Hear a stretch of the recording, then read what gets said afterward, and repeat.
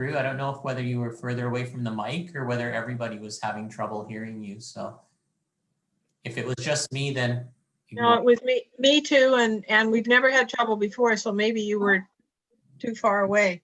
Can you hear me better now? Perfect. Yeah, I hear you perfectly. Yeah. Okay, so I have to sit close to the screen. Okay, I'll do that. Am I good to go, Steph, or? Yes, sorry about that. No, it's okay. Thank you, Annette. Please go ahead.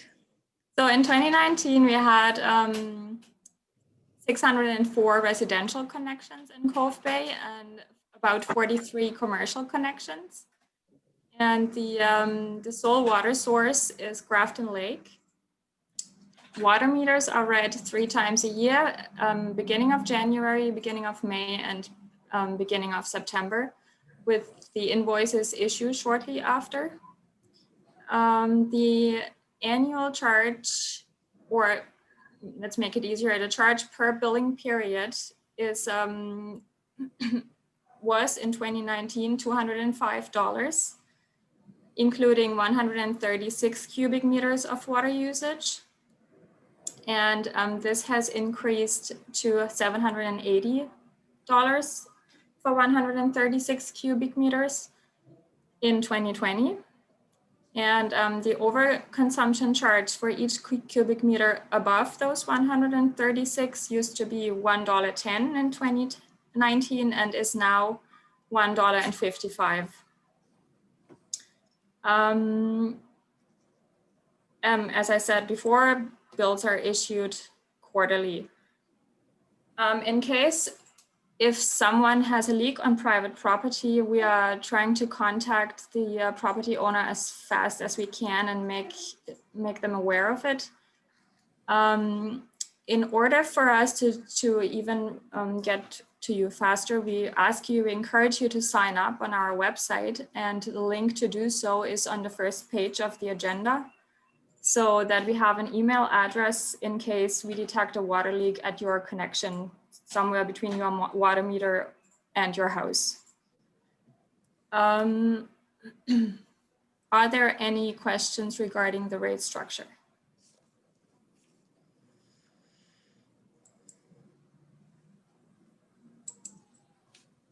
No. I guess we can go to the next slide. I have put together 2 graphs, one for the residential connections consumption summary. It shows the 2019 compared to the 2018 consumption. It was pretty similar, except for in 2019, there was a major leak of one connection, which is why it's a little higher in 2019 with 221 cubic meters per connection on average versus 205 cubic meters per connection in 2018. For the commercial consumption, it shows an average consumption of 805 cubic meters in 2019 versus 1,076 cubic meters in 2018.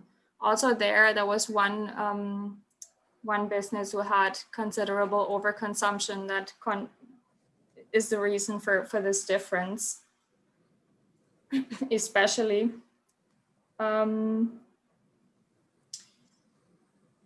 average daily consumption per connection would be 2.2 cubic meters for 2019 for the commercial connections. Are there any questions regarding these graphs? Wow, that's great information. Not very many questions today. I'm going to move on to the financial reports by Hayre, our Chief Financial Officer. Thanks, Annette. So I'm going to be going over the 2019 operating and capital results and the 5-year financial plan for operating and capital, and concluding with sharing your reserve Cove Bay capital reserve balances with you. Now I've made a slight correction in this slide to the revised agenda that Steph had sent out. So I'm just going to start by explaining that.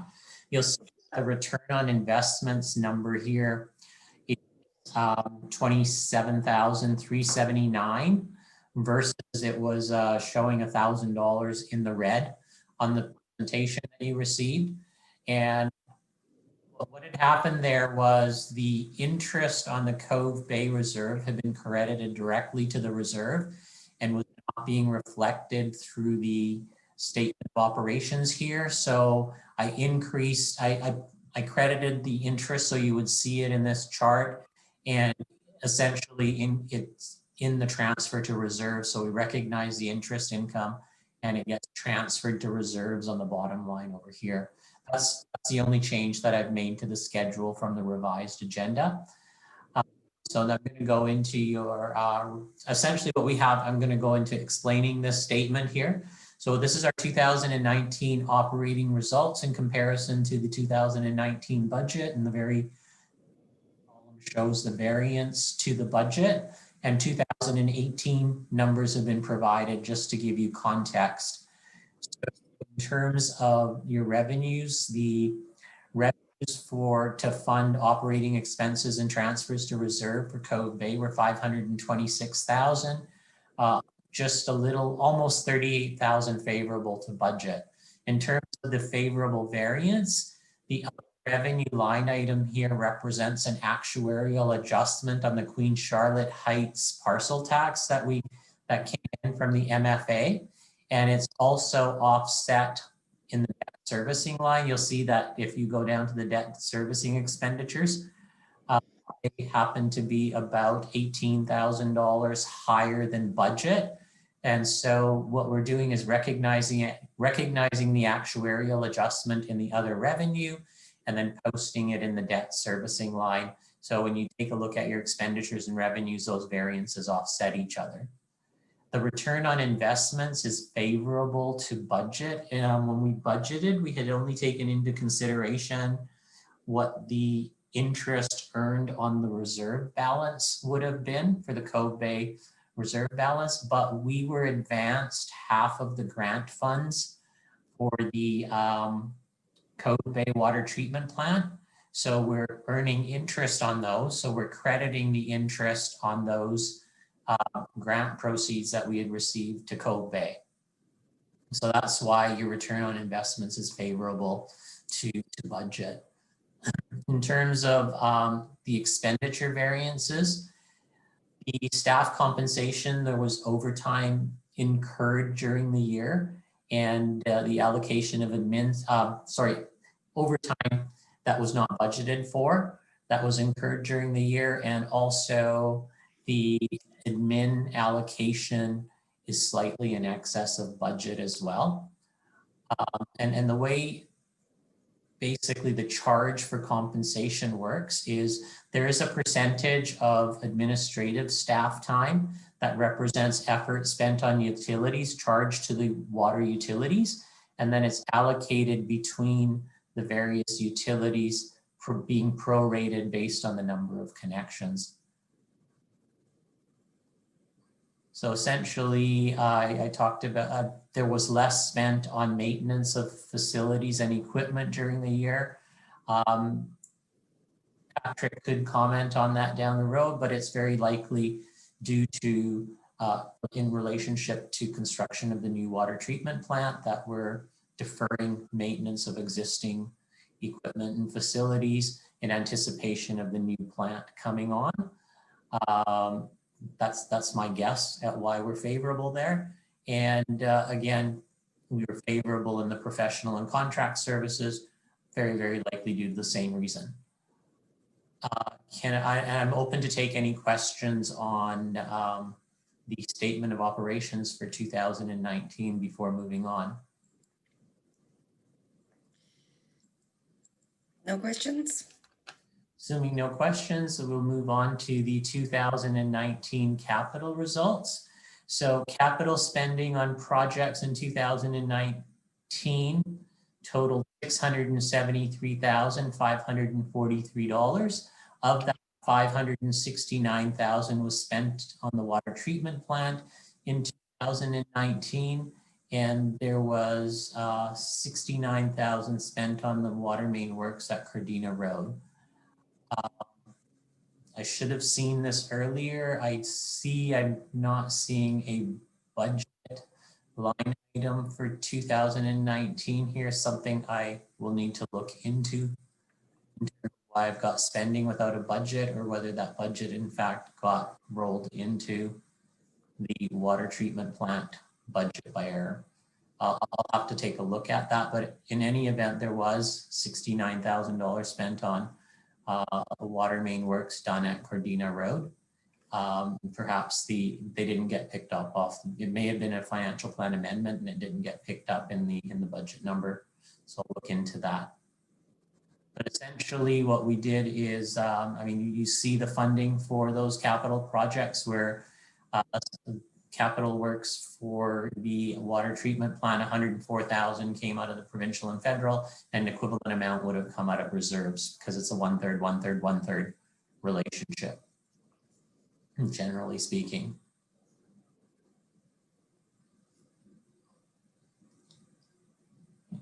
If no questions on capital, can we move on to the next slide, Steph, which Anyone have questions about that? No, okay. So the next slide is a 5-year financial plan, which reflects revenues required to meet the operating obligations of the Cove Bay water system. I've actually, at Allison's recommendation, moved the debt servicing costs out of the operating expenses and showing them down at the bottom. So in 2020, we are not having to pay back any capital portion. We're just being charged interest on a portion of the debt servicing. So the full year of debt servicing costs, full impact of debt servicing costs will be seen in 2021 for the borrowing from the Municipal Finance Authority. One of the items that is missing in this chart here is essentially, I'm going to give you a little bit of history on the water treatment plant. The water treatment plant went out for tender in, I believe, or the results of the RFP came in for the water treatment plant project in February. And we were, the tenders were quite a bit over the available budget to complete the project. And we had gone out for borrowing in July, and we had borrowed $2.5 million to fund the project. So we essentially needed another $1.1 million in order to be able to issue an RFP and continue with the project. And so council approved internal borrowing, and you'll see that in the next slide. Council approved internal borrowing from reserves to be able to fund the shortfall in funding, which will have to be paid back to the reserves that we are borrowing from.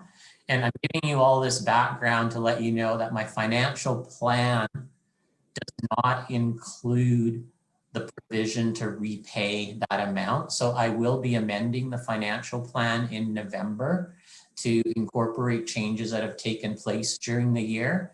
And I will include the impacts of servicing that internal borrowing in the 5-year financial plan and in the amendment to the 5-year financial plan, and when we prepare the subsequent 5-year financial plan from 2021 to 2025.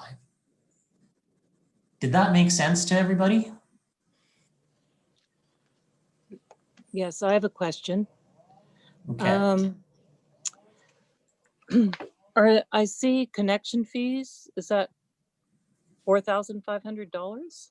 That's the budgeted number per year for connection fees, yes. Like the total? This is an expectation of what we, or an anticipation of what we see going forward. So am I correct in saying that all those new buildings that are going up in the Cove, including the expansion of Kate's Hill, the corner of, that apartment building and all of that, aren't paying connection fees? Or are they? Actually, when I prepared the 5-year financial plan last year, I carried forward that number. So when we work on the budget this year, I will be working with our engineer and our planning department to take a look at what the anticipated number of connections are, and I will reflect that in the 5-year financial plan. There wasn't as rigorous work done in taking a look at what those connection fees, what the connection fee should be in this 5-year financial plan. I essentially took the numbers from the previous year and assumed them to be the same. But given the changes that are taking place in the Cove, definitely that's a very good point. And we will be looking at what the anticipated connection fee revenues will be for the upcoming. So okay. Can I have a hard number of how much each of these new houses and buildings are being charged to connect to the Cove Bay water system at present? Annette, do you recall what the connection fee charge is? It's $1,500 per connection. Okay, that's Well, what I thought. okay, that's interesting because I'm in Queen Charlotte Heights and we paid a heck of a lot more to connect to Snug Cove Water. So I would like to know why they're getting a deal when we're Ross, running maybe a I can deficit. answer that one. Oh, sorry, Allison, were you taking that? Yeah. Yeah. Catherine, these properties are already in the Cove Bay water system, Yeah. specified area. So it's the 1,500 is just to do the, put the meter in and turn the valve on, sort of thing. Whereas when you guys in King Charlotte Heights, you weren't in the system and piping and everything else had to be put in. And so the boundaries were expanded and you paid for the piping in your area to hook in. So a totally different thing. Well, the top of Kate's Hill, the new buildings that are going up there, they're having to put in pipes to connect. But anyway, the developer's putting those pipes in before he sells the lots because he has to connect them to the water system. yeah. So different again. Okay. Sorry, thank you. Okay, thank you. that's satisfied with that answer, Catherine. Are there any more questions about that? No, I'm good, thanks. Okay, Okay, sorry, Raj, go thank ahead. you. Can you move forward to the next slide, staff? Wow. So this slide here, so this is our 2020 to 2024 5-year financial plan for capital. And the 2020 number is essentially capital projects that are being worked on or were planned for 2020, and with the funding sources showing above. And so the water treatment plant project is most of the spending will take place this year with completion anticipated in 2021. And we will be taking a careful look and going into the planning process for the 2021 projects. So these 2021 projects will change, as will the outer year other projects. So this is a look at what we anticipated we would be doing over the next 5 years as of last November.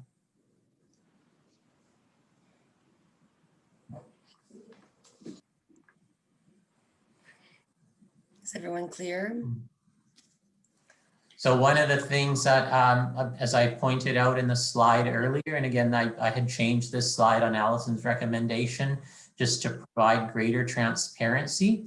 If you take a look in the funding source lines, I have showed the internal borrowing from the general fund of $1,175,000, which I didn't have a provision for essentially repayment of in the 5-year financial plan, which I'll include in the amended plan.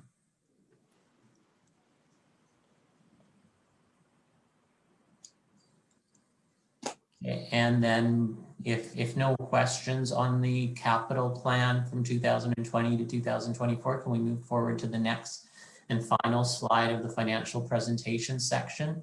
So here we basically are showing our 2018 closing reserve balance. This slide is slightly different from the one on your agenda because again, I'm flowing the interest earned on reserves through the general fund and it's being included in the contribution to reserve here, whereas Aoife was showing it separately for me before.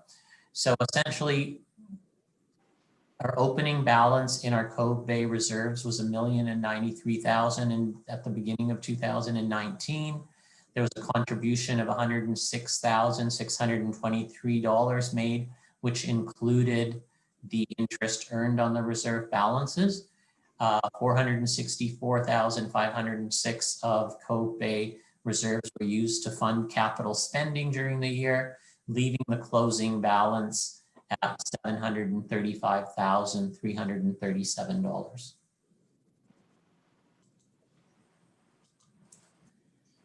Are there any questions on the reserve slide? Or any other questions on parts of the financials that I went through earlier before we move on to operations? If not, then I'm going to turn it over to Patrick to go over the operations section of the agenda. Thank you very much, everybody. Patrick, would you like me to put the coastal health report up or? You can. I mean, it's in general, the water quality results were within Canadian drinking water guidelines, except for turbidity was higher than 1 NTU frequently. That's an issue that the new water treatment plant will resolve. The chlorine in the water is quite high at many places, and that will be resolved as well with the new treatment system. Chlorine should be much more stable. And there was one test site where there was a very small amount of lead detected that was slightly higher than the Canadian drinking water guidelines amount. Multiple retests were done showing negative results. So that will be monitored, but other than that, those are, I don't know if there's any questions on the coastal health report or anything else relating to the Cove Bay water system. We can address those. I have a question. The lead thing, did you notify the particular users that might be in the catchment for the lead? Well, we notified Coastal Health, and for some context, that it's the Canadian drinking water guideline limit is 0.005 parts per billion, and this was 0.006. We did notify Coastal Health and did the multiple retests. There was, they agreed that there was no public health concern there was no public health concern. So if there was, we would have followed up with residents. Well, quite frankly, I would still like to know myself personally, but there you go. If you don't have to, I guess you don't have to. It's a little bit disconcerting. Anyway, that's all. Could I just ask a follow-up question on that? Whether you say there were multiple additional tests done, were those tests done on the same site, or were other sites that receive water from the same basic supply route, were alternative sites also tested? It was at the same site. I mean, this was the only place where anything was detected. This is a tiny amount, and it was likely due to sampling equipment procedures. There was nothing in the infrastructure that would that would cause this. And the health officer agreed that there was no threat to public health, and to continue with the longer term monitoring program to be prudent. Okay, thanks. The public health officers are very conservative by the nature of their job. If there is any potential concern, they tend to be to err on the side of caution. So we would always consult with them whenever there's any discrepancies.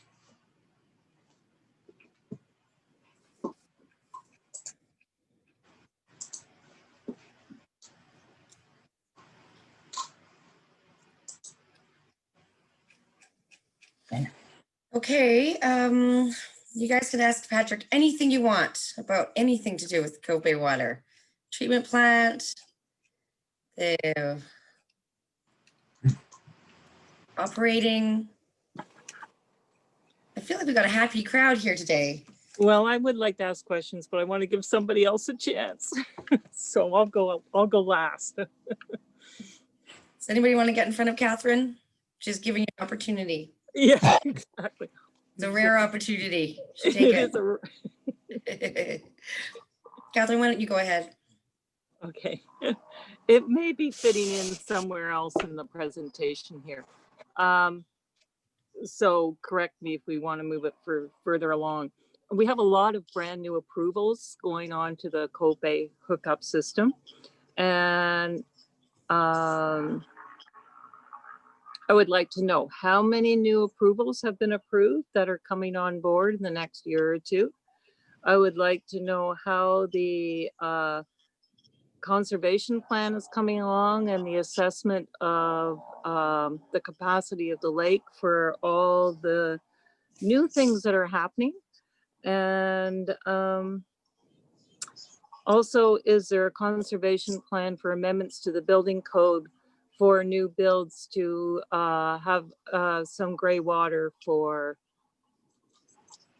water conservation use in their homes? So a few questions all centered around conservation and development. The first one was how many approvals? That's a planning department, is it, unless Patrick? Yeah, I mean, there's the development on the corner of Senior Road and Bowen Island Trunk Road that has 27 units. There's a number of units, I think a total of 12 up on Kate's Hill, the Rivendell development. There's upcoming developments at that would include the health center, potentially housing next to that site, which would be another 27 units, and the fire hall, and now the community center. In addition, we're also considering a scenario that would connect the Eagle Cliff water system to the Cove Bay water system. That would be approximately 109 connections. And there's a number of residents between those two systems that we're in the process of determining whether they would like to connect to the Cove Bay water system. There's a number of areas where the residents have significant problems with their wells, and they would likely be interested in that opportunity. We've got a study of the sustainable yield of Grafton Lake that's underway that we'll be expecting results from shortly.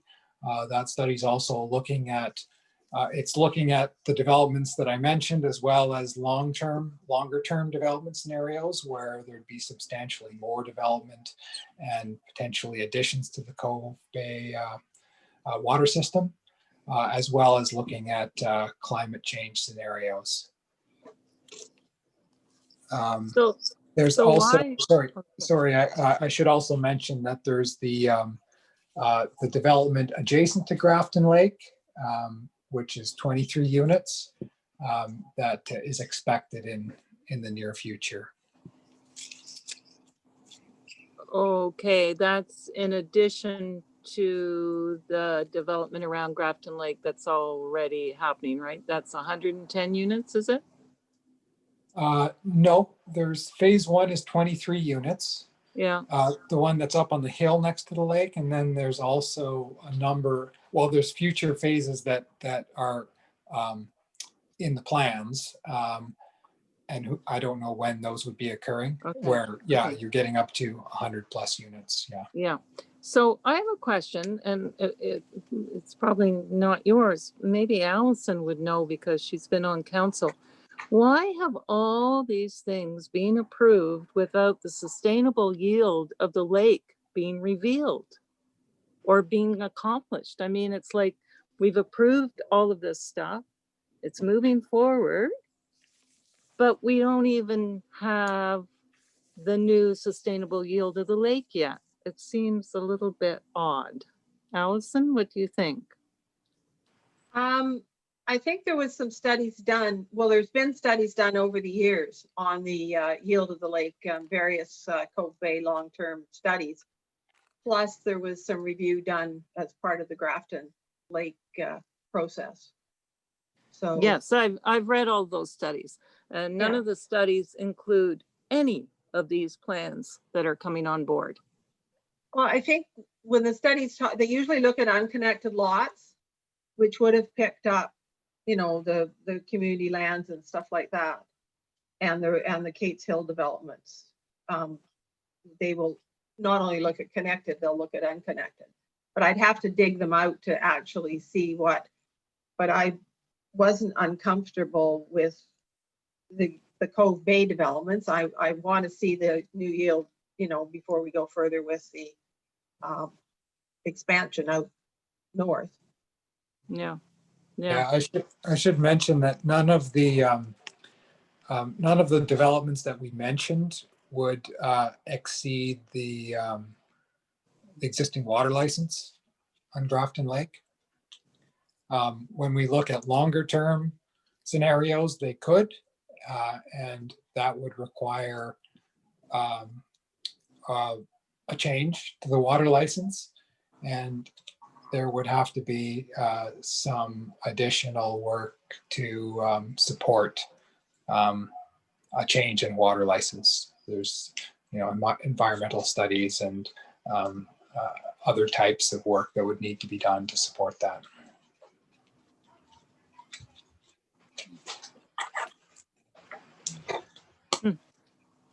when do you think this study is going to be finished? The sustainable yield study? It should be finished in the next couple of months, Yeah, say end of October. thanks. Will that be a public document, Patrick? We can make it public. Yeah, I think we would review it with council first and get some direction on that, but Okay. you know, likely. So we can probably include that with the Cove Bay LAC event. Yeah, hopefully we can do that. Hopefully, yeah. Yeah. Great, Okay, thank you. great questions. Thank you so much, Catherine. Get anybody else excited about asking questions?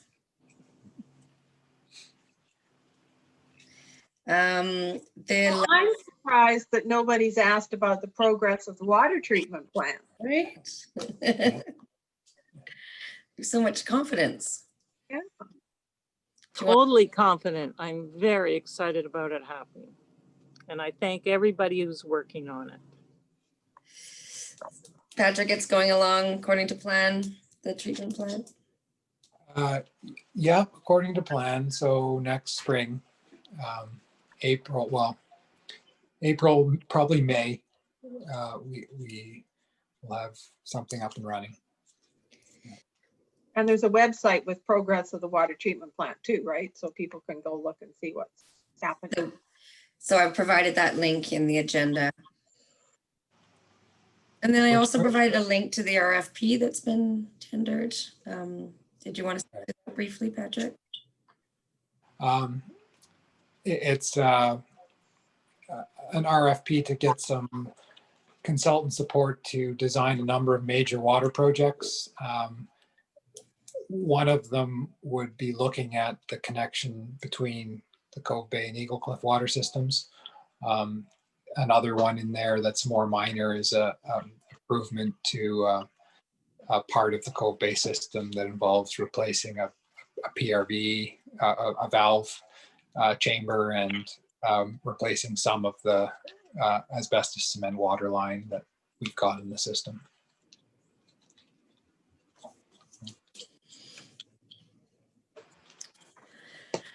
Okay, does anybody have any questions about anything else?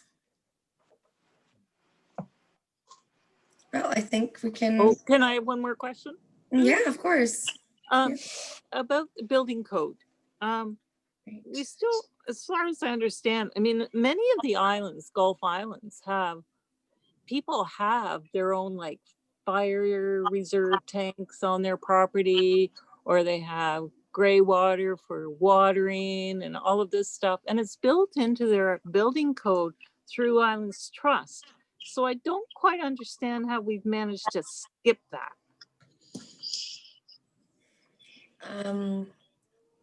Like, why aren't we looking after our water on a personal basis? We do require, if people are coming for rezonings, we've often put in requirements that, you know, water catchment, you know, needs to be put in the houses. I didn't think it was a requirement of the building code to put in water catchment or gray water catchment for watering your garden. So if you've got a section of the code that says that, I would be really pleased to see that. Okay, it could be individual islands, right, that do it? Well, no, because the building code is a provincial thing. Sometimes you get extra, you know, you can get special things, like if you're in a fire prone area, they'll put in a section that says you have to have fire rated roofing or something. Yeah. But I don't think there's anything in the building code that mandates that new builds have to have water catchment, but we can certainly ask the building inspection officer. Yeah, And- but it's just my experience with is just on the you know, on one of the other Gulf Islands that runs under Capital Region, which is a Gulf Island, but it's the Capital Region administers the Region building District. code. Yeah. Yeah, and they have this thing about all of that. So I'm just curious. Well, they may have guidelines and recommendations that people put it in, and they're and we've got that stuff sitting at the building department counter too, I think. So, but Okay. and they may have, when they've done some major rezonings, you know, you can require it as a condition of a rezoning. Yeah. And we did that for we've done that for some of the rezonings in Bowen. Yeah. So like our new community center, would that have something innovative like that? I know we've talked about it Uh-huh.